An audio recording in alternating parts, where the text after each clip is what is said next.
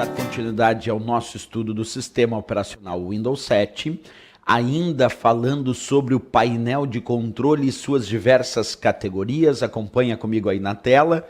Nós já estudamos aqui a categoria Sistema e Segurança. Finalizamos isso na aula anterior. Agora, nós vamos estudar a categoria Contas de Usuário e Segurança Familiar. Vamos para essa categoria, acompanha aí.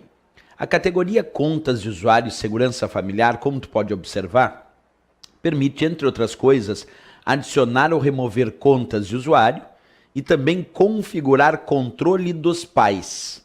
São os dois principais itens descritos na categoria Contas de Usuário e Segurança Familiar.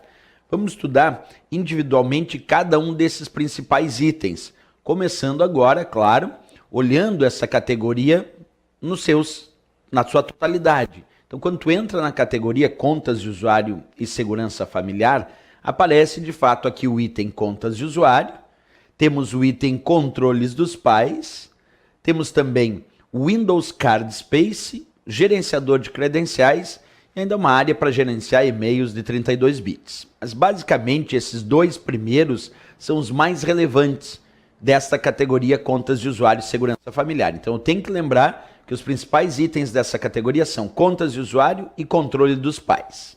O que faz cada um deles? Esta é a pergunta, esse é o detalhe para a prova. Então nós vamos estudar agora primeiro Contas de Usuário. Quando nós acessamos as contas de usuário, uma primeira pergunta que surge para quem está estudando para provas de concurso, quais são os tipos de contas de usuário que existem dentro do Windows?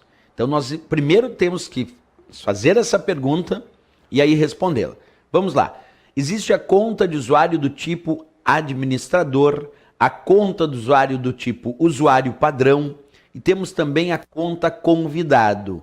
Então nós temos três tipos de contas de usuário. Repetindo, a conta administrador, a conta usuário padrão e a conta convidado. Dizer que as contas de usuário são apresentadas na forma de três tipos diferentes aqui dentro do Windows não indica dizer que nós só podemos criar três contas de usuário. Tem três tipos, mas eu posso criar várias contas administrador, posso criar várias contas do tipo usuário padrão. Então a ideia é ter três tipos e dentro desses três tipos nós podemos desenvolver mais contas de usuário. Perfeito? Vamos lá. Primeira coisa, olhando essa imagem já dá para descrever bem que existem de fato três tipos.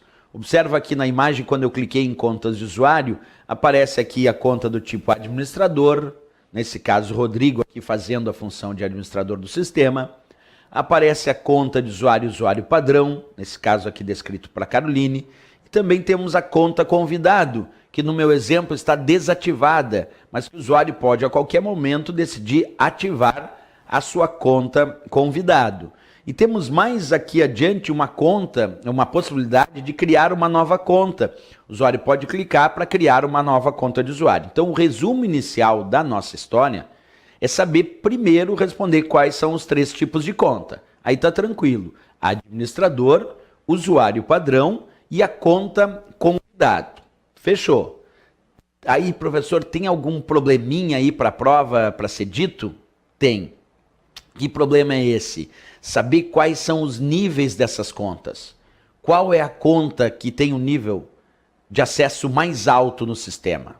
Qual é essa conta? Será que é o administrador, o usuário padrão ou o convidado? Resposta, o administrador.